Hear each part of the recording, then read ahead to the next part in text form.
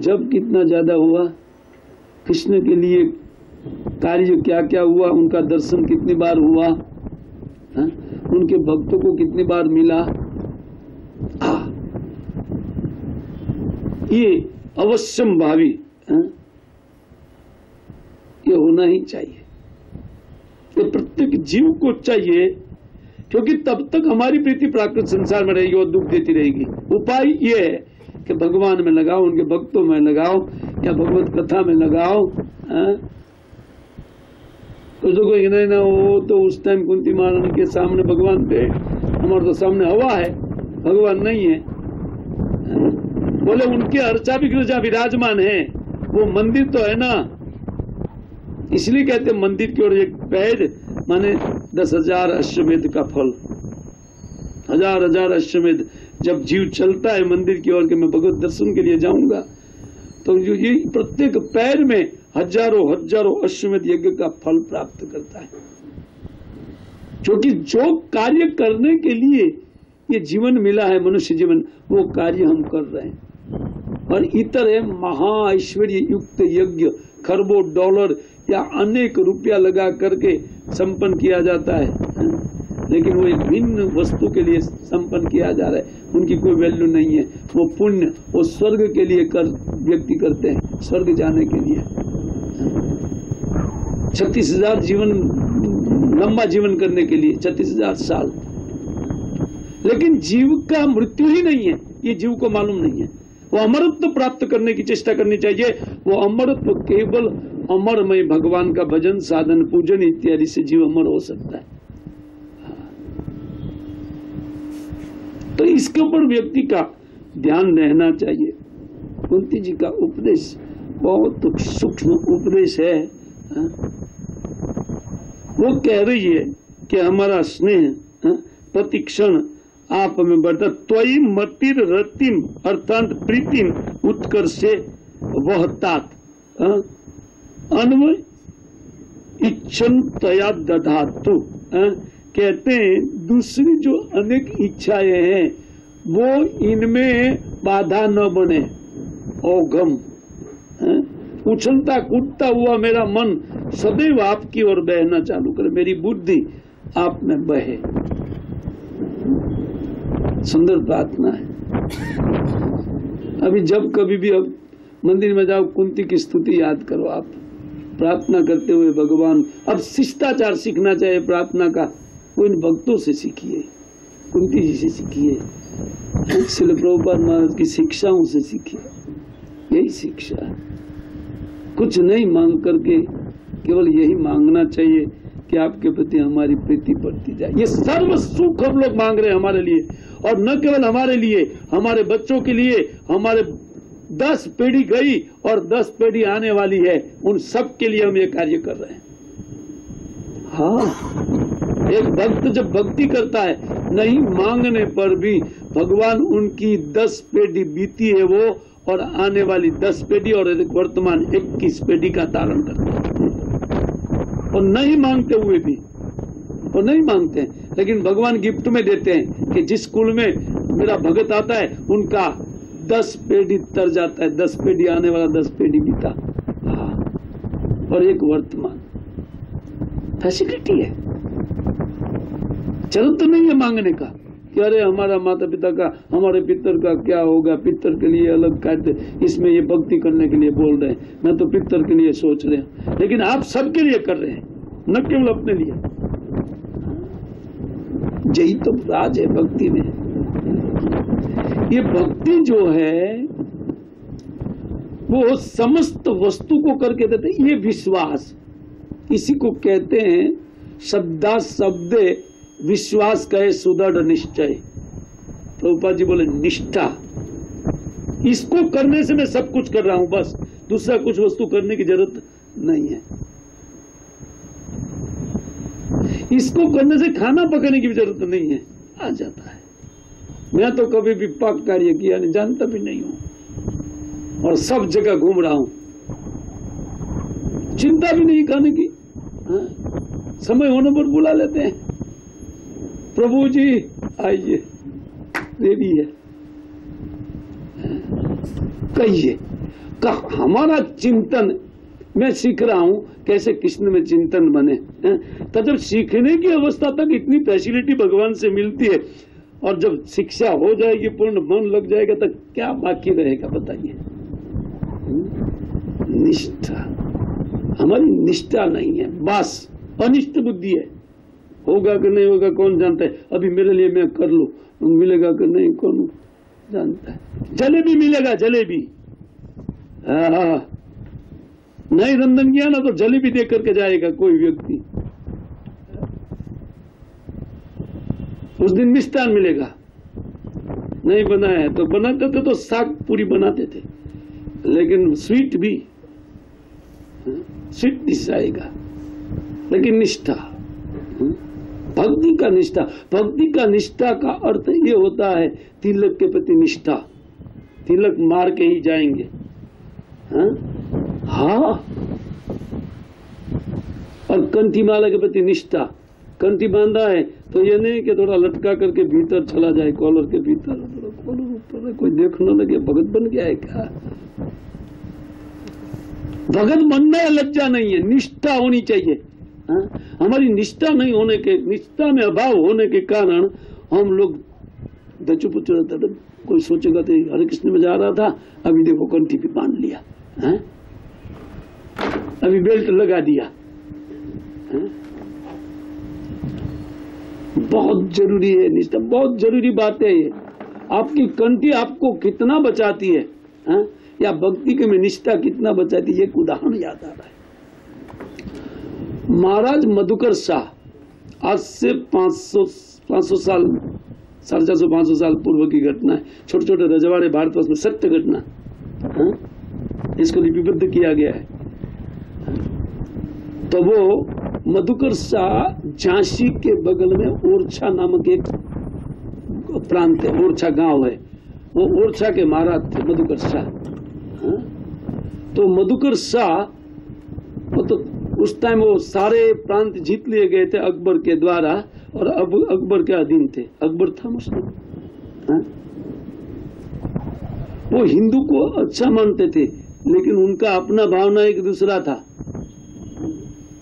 तो सभा में एक दिन उन्होंने देखा कि कोई त्रिपुंड लगा करके, कोई ऊर्ध्वपुंड लगा करके, कोई तिलक लगा करके, कोई व्हाइट तिलक है, कोई लाल तिलक है। राजा लोग सब बुलाने पर आते थे, तो छोटे छोटे राजा लोग जिनका जिसमें निष्ठा था वो तिलक लगा करके आते थे। एक दिन उन्होंने सबको बोल दिया, ये क्या, ये भिन्न भिन्न सब तिलक लगा करके आए हैं, अगले समय कोई भी आएगा और मस्तक पर तिलक होगा तो उनके मस्तक को दाग दूंगा तो उड़ा दूंगा।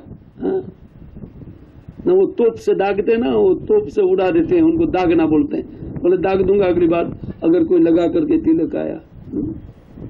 सब लोग चुपचाप चले गए, और दोबारा मीटिंग का समय हुआ। ओरछा के महाराज ने उस दिन फर्स्ट क्लास तिलक लगाया, एकदम चकाचक तिलक मार करके, और ऊर्ध्वपुंड करते थे। रामचंद्र जी के भगत थे, उनकी पत्नी महारानी। ओरछा कोई गया ओरछा, वो बहुत सुंदर मंदिर बनाया है वो महाराज ने। तो ऊर्ध्वपुंड मार करके बहुत शान से बिल्कुल गए। उनका 10-20 सिपाही साथ में, राजा लोग रखते, वो सब साथ में गए और जा करके बैठे। एक भी व्यक्ति लगा करके नहीं आया था, केवल ये महाराज आए थे, मधुकर शाह। तो एक ही व्यक्ति थे। तो अकबर ने सबसे पहले देखा कि एक व्यक्ति है, ये एक के चलते सारे बिगड़ जाएंगे, है? उन्होंने सोचा कि दंड तो देना ही चाहिए, पर उन्होंने सतर्क किया। क्या मधुकर जान प्यारी नहीं है क्या? तुम सम्राट की सभा में आए हो और सम्राट के वचन को भंग करके आए हो, है?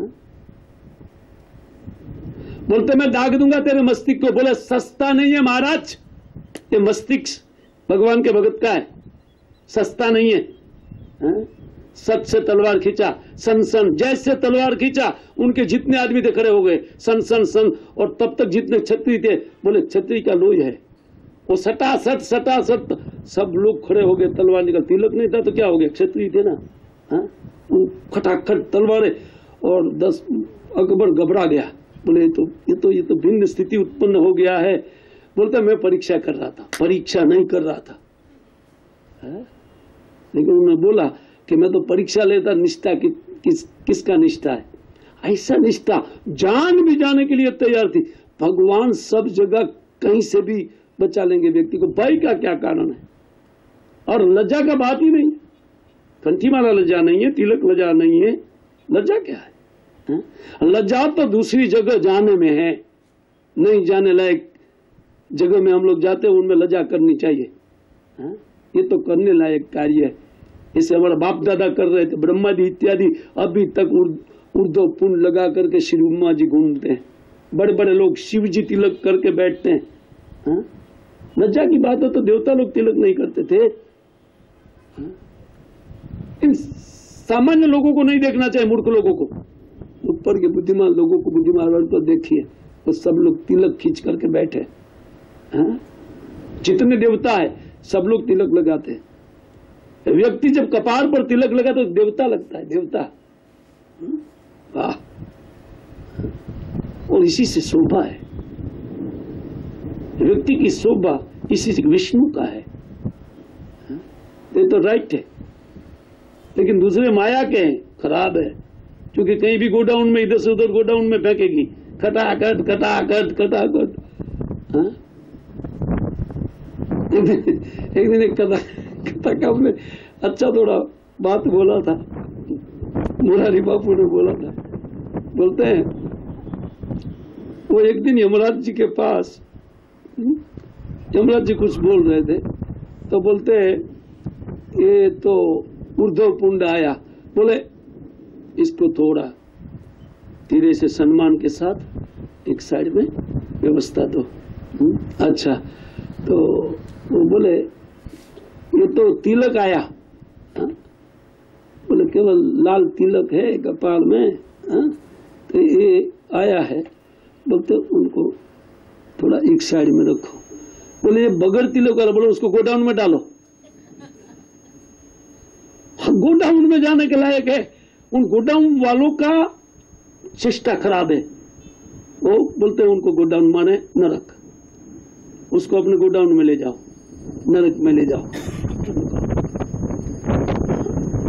बहुत अच्छी बात है, मुझे बहुत याद आ गया, वो पॉइंट बहुत सुंदर है।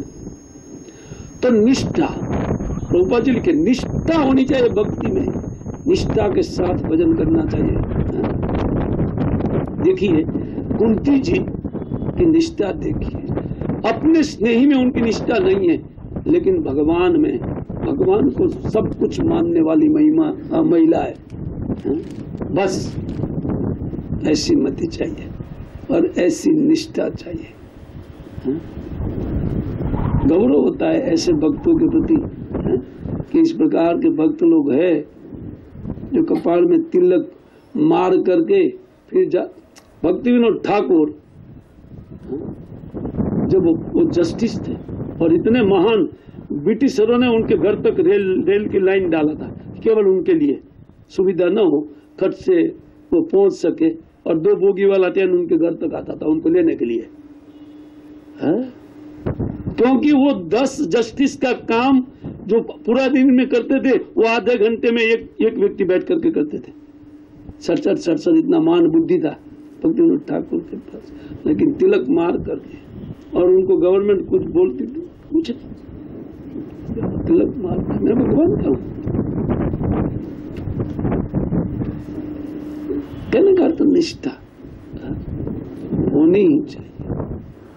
निष्ठा के बगैर भजन नहीं होता है। आदर श्रद्धा, ठीक है, हम श्रद्धा से सुनते हैं, अथ भजन क्रिया, उनके बाद भजन क्रिया होनी ही चाहिए, होनी ही चाहिए। इतने श्रवण के बाद भगवान की इतनी महिमा कुंती जी गाया है, और फिर भी हमारी बुद्धि टस से मस नहीं हो, ऐसी की ऐसी असती बनी हुई है, तो दुख का कारण नहीं होगा तो क्या होगा, और क्या होगा? क्योंकि निष्ठा ही उत्पन्न नहीं हुई, या भजन क्रिया में अटके हैं, भजन क्रिया नहीं हो रही। 16 माला जब करना बोल रहे हैं, 16 माला में केवल 2 घंटा लगता है। 16 माला कौन बड़ी बात है? दिन में 2 घंटा निकालना है उसके लिए, कौन बड़ी बात है? नहीं निकाल सकता व्यक्ति क्या? टेलीविजन में बैठेगा ना, 3 घंटा खटाक से निकल जाएगा और बुद्धि बिगाड़ करके निकल जाएगा। बुद्धि में अनेक संशय, अनेक तृष्णा, एक तो पहले से तृष्णा हृदय को जला रही है, उसमें से वो लोग की तृष्णा, ओ हो ऐसा था वैसा, वो मैं होना चाहता, मैं हीरोइन हूं या मैं हीरो हूं, मरो। वहां 3 घंटा बिगाड़ना, 2 घंटा माला करना चाहिए बैठ करके। हरे कृष्णा कृष्णा कृष्णा हरे हरे, हरे राम राम राम हरे हरे। तो ये फालतू समय व्यक्ति को नहीं गंवाना चाहिए। अपने मन की इच्छा के अनुसार बुद्धि जो असती है, जहां दुख मिलता है वहां लेके जाएगी, क्योंकि वो तो वेश्या है, वो तो जाएगी ही जाएगी। उनको रोकना चाहिए निष्ठा से। भजन साधन जिनका प्रबल हो गया है या जिनकी बुद्धि तेज हो गई, वो काट पाएगी इस विचार को, मन के विचार को। खट से नहीं करना है, यह करो, वो डाइवर्ट करेगी मन को। लेकिन वो प्रबल होने के बाद ये कथा से होता है। लेकिन कितना भी कथा में घिसने के बाद भी बुद्धि में काट है, प्रॉब्लम है, प्रॉब्लम है। तो भजन तक नहीं ना, आदो श्रद्धा, अब तक भजन प्रवृत्ति नहीं, साधु संग, आदो श्रद्धा तत साधु तक, अतः भजन क्रिया। साधु संगति के बाद भजन क्रिया होनी ही चाहिए। तत निष्ठा, भजन क्रिया होगी, उनके बाद में निष्ठा आएगी। व्यक्ति कहीं भी जाएगा, धोती पहन के, तिलक मार करके, फर्स्ट क्लास होकर, उनको थोड़ा भी शर्म नहीं है। कहीं भी बैठने में और टकलू बकलू करने में शर्म नहीं है। आज तो फैशन में गिना जाता है यार, रखिए ना, दिक्कत क्या है? क्योंकि जो भी टाइल्स व्यक्ति, वो फैशन है। बीच में बाल की जगह इधर बाल रखे, अब लोग बीच में रख रहे थोड़े थोड़े में, नहीं थोड़ा तो बोलो, कोई सोचेगा थोड़ा नीचे रखा है, ये भी एक फैशन होगा।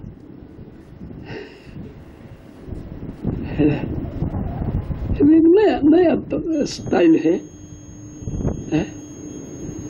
तो ये नया स्टाइल में गिना जाएगा, दिक्कत क्या है?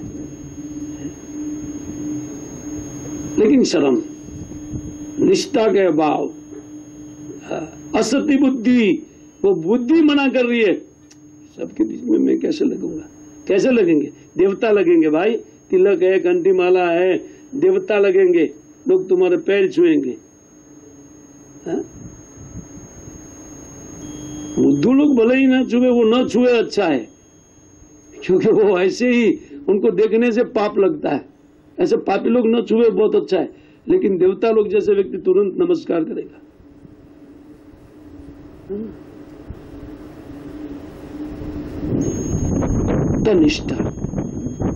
तनिष्ठा को बढ़ा लेना चाहिए व्यक्ति।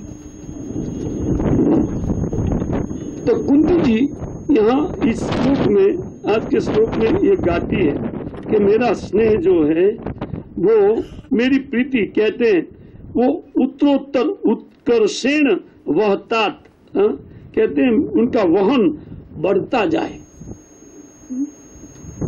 वो जो बहती है उसमें बाढ़ आए और ज्यादा। विशाल चक्र ठाकुर कहते हैं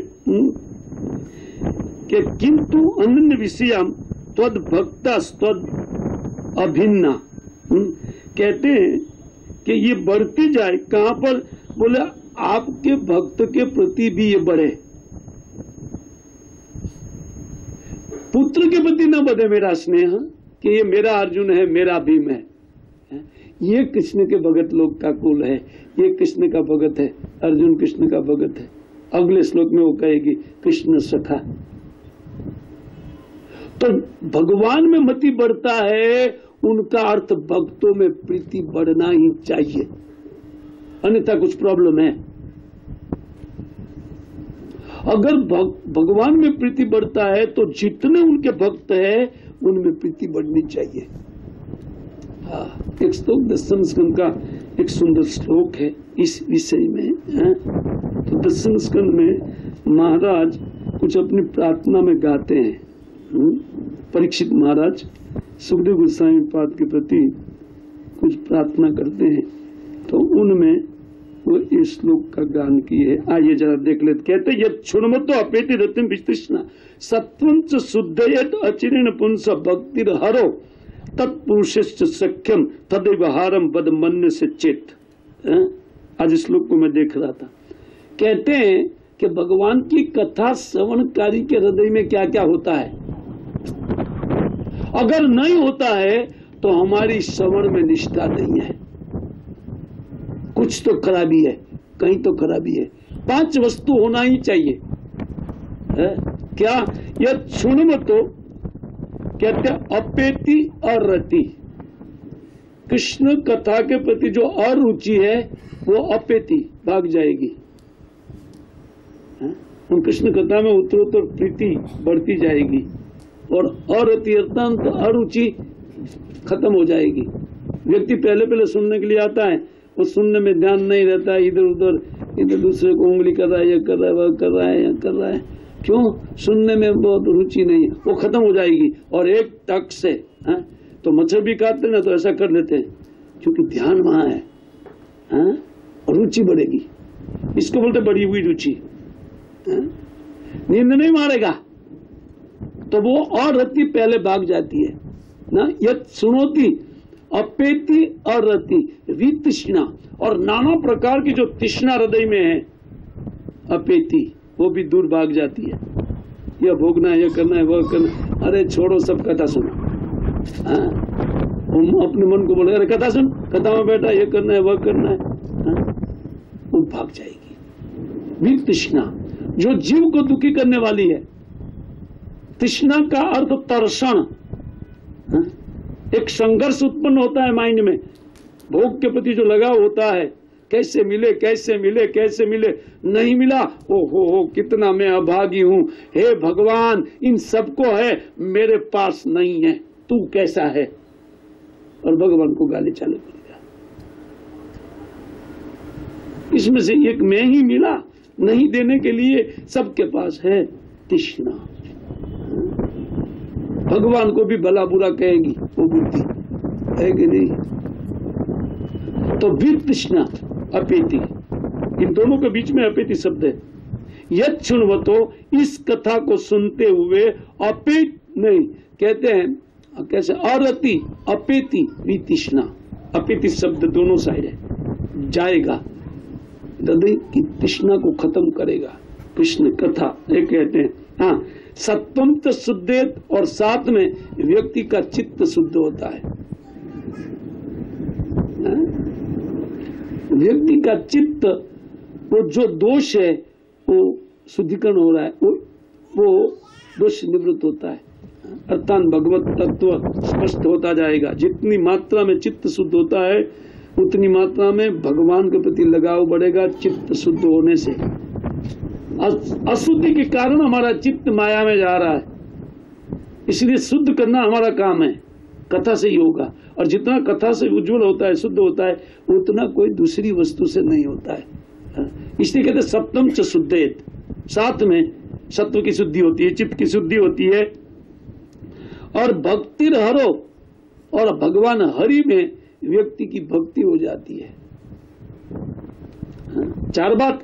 और 5वां बात तत्पुरुषेच्च सख्यम, भगवान के भक्तों में तत्पुरुष है, अर्थात भगवान के भक्तों में सख्य स्थापित होता है। ये 5 चीज होता है।